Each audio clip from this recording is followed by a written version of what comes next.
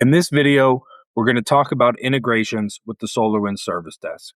Specifically today, how users can leverage Microsoft Teams or Slack to chat and open up a ticket through other means or methods outside of email, the portal, or the mobile app, which are also options.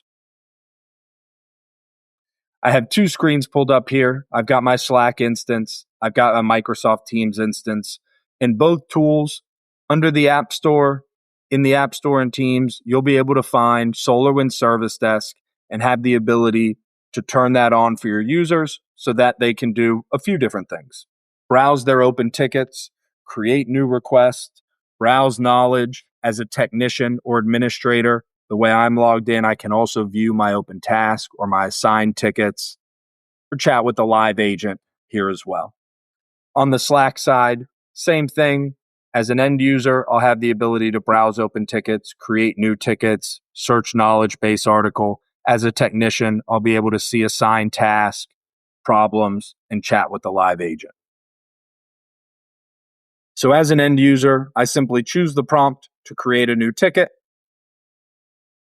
give my information here. I'm having an issue with Zoom meeting. Can't join my calls. Category and subcategory are optional, but if required, users will be forced to choose a category and a subcategory when creating tickets through Teams and or Slack.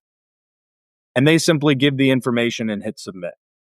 What's nice about these integrations is before the ticket is actually created, and excuse my mess of a knowledge base here, but the user is going to have to scroll past results from the knowledge base with helpful how-tos about how to fix Zoom meeting, how to join a call, how to enable push to talk, or whatever the case may be for those different options that I have available for them in the knowledge base.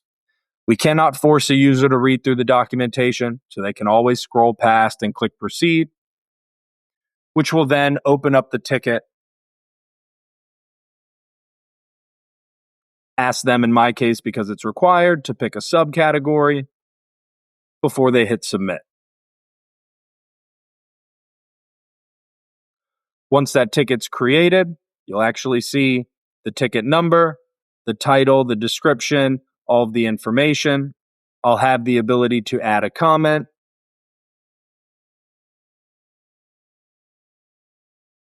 Which will then add a comment on that ticket, and I can be on my way. You'll notice on the left-hand side in Slack, I actually get a notification that that ticket was just created in the system. And this is, again, because I'm logged into both these systems as an administrator. I do get those notifications about new tickets being created for other users. An end user is simply going to get a response that their ticket was created and be able to reply back through Teams. On the Slack side, same thing. I can click Create New Ticket. Here, I'll get those same prompts.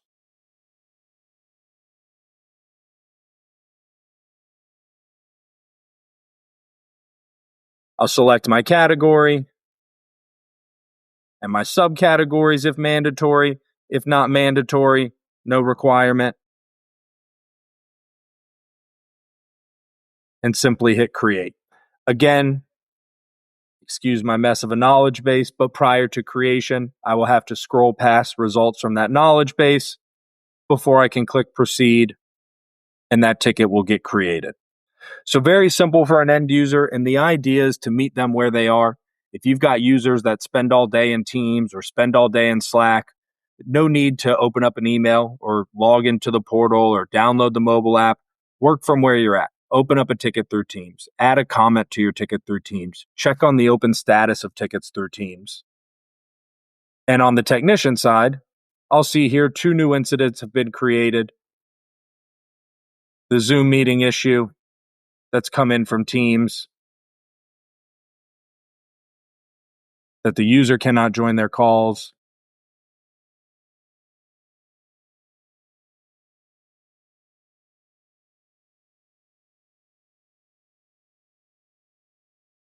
And that next one will come in here in a second about the issue with coming in from Zoom about Teams or coming in from Slack about Teams. Other integrations. In setup, we can jump into the integrations tab here, and we'll see a few different options. Application widgets.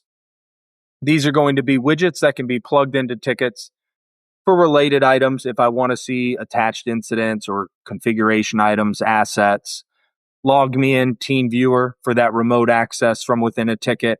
Harvest is a time tracking application that we can leverage for a start-stop button if we want to keep down to the second information about how long a user is in a ticket. We'll see our integrations with observability, SaaS and self-hosted, Jira, other remote support options with Dameware, Remote Everywhere, Log Me In Central, GoToAssist. Zapier can be leveraged for API integrations. Process integrations are SolarWinds webhooks, leveraging API to any other system. These can be leveraged with any application that will play nice. I've got a few different examples here. One of the most common is Microsoft Entra ID, or Azure as it used to be called, but this is a way to automatically create, update, disable, and delete users from within Service Desk. So a great use case for those new hire tickets that come in. Odds are, before we can do anything with the new hire, we have to create them a user in AD so that we can then give them an email address, add them to the groups they belong to, grant them access to the applications that they need. So this integration allows you to map fields from the Service Desk to the values in Entra ID, whether it's to enable an account, set up their UPN, change a password or update a temporary password. And you can add additional custom fields and information like company name, location, department.